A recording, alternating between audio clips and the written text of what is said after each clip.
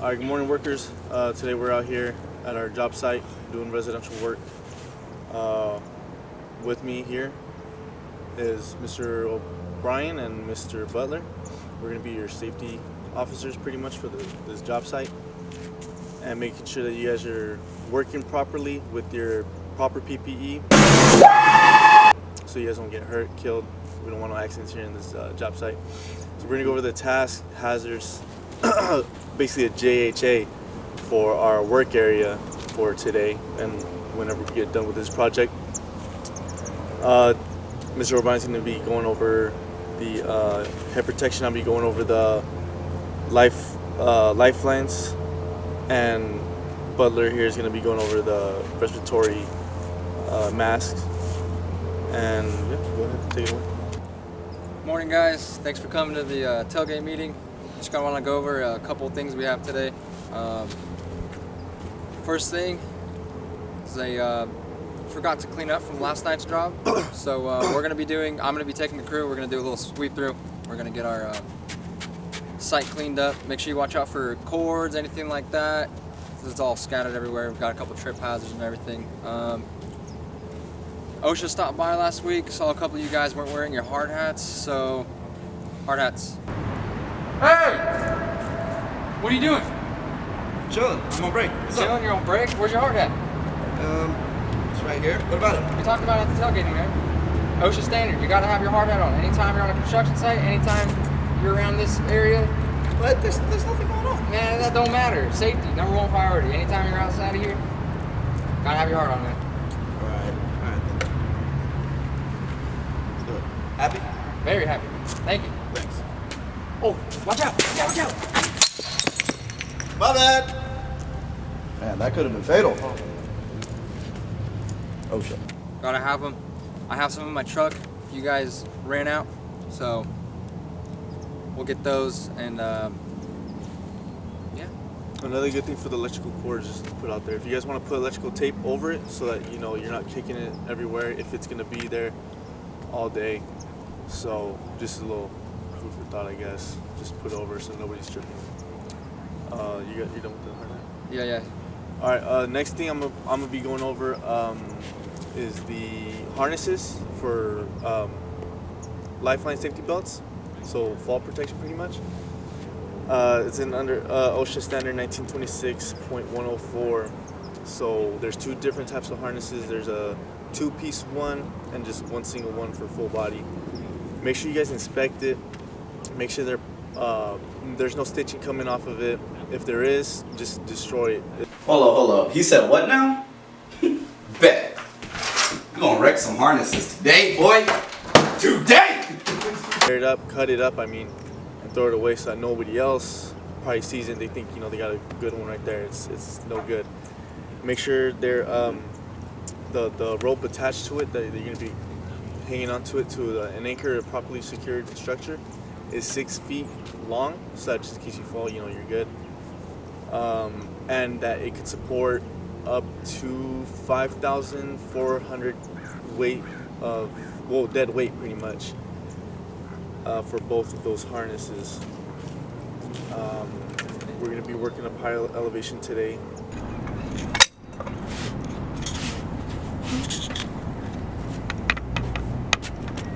Hey bro, whoa, what you doing? We're gonna tighten the bolt on the other side. Yo, you see how high we are up here, dog?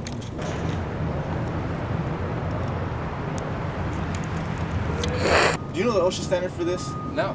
It's 1926-104 harnesses, man, with lifelines, safety lifelines. You could have easily killed yourself without having one right now. That could have been fatal. That's why OSHA's here to save you, buddy. So we want to make sure that everybody's good and safe, and that everybody understands that. And wear it properly. If you guys need help on how to put them on, we're around here to help you put it on properly and double check that everything's good on the harness and work safe pretty much. Oh, and also we're gonna put a safety net if you're working more than 75 feet. So 25 feet below that, we're gonna have a net just in case something bad happens right there. Where do you wanna go? Yeah, no, I just had something to keeping track of, while you're on the site. There's a lot of things to, be worried about generally. For the most part, mainly cleanup.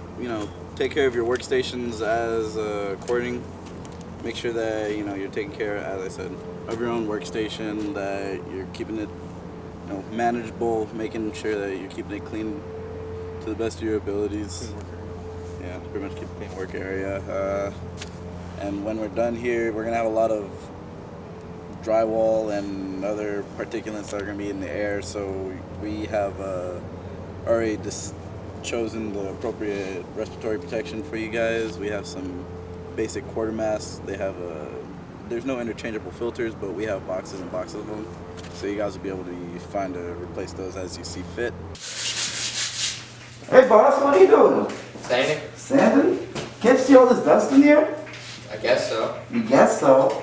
No, you gotta get your eyes checked, dude. You gotta stop. No. I need you to stop working. You need to stop working. What's wrong? What's wrong? You need to have your safety mask on.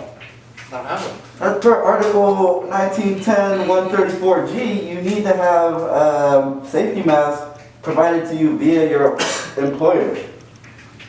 So what do you want me to do? Well, first of all, let's just get you one over here. Actually, hold on, wait. You got facial hair, don't you? A little bit. That's too much, dog. You can't even be working on this because you won't get a proper seal on it. What do you want me to do then? You can drive on home? I guess you can stand back. I'll take your spot for a sec, boss. All right. But, shame on your employer. Oh man, this is a lot worse than I thought.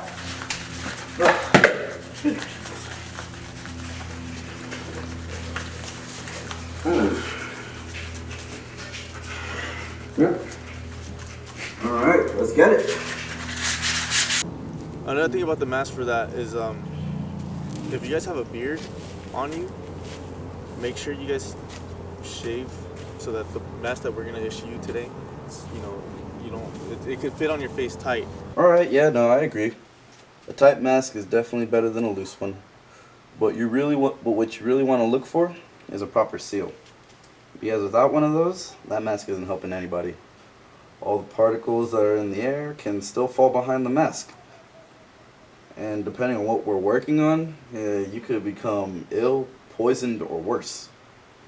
That's why when we do these tailgate meetings, we gotta let each other know what kind of chemical components we, can come in contact with. And other, safety hazards to be aware of in these areas. And that's why it's always best to go over the OSHA's top 10.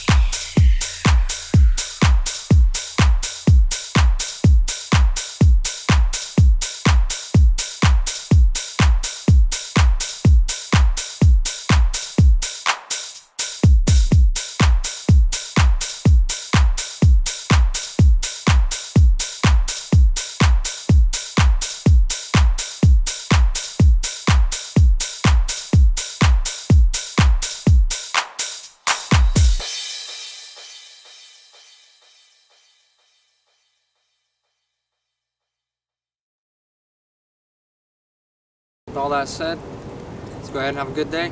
Get some work done. Let's get it. There it is. All right.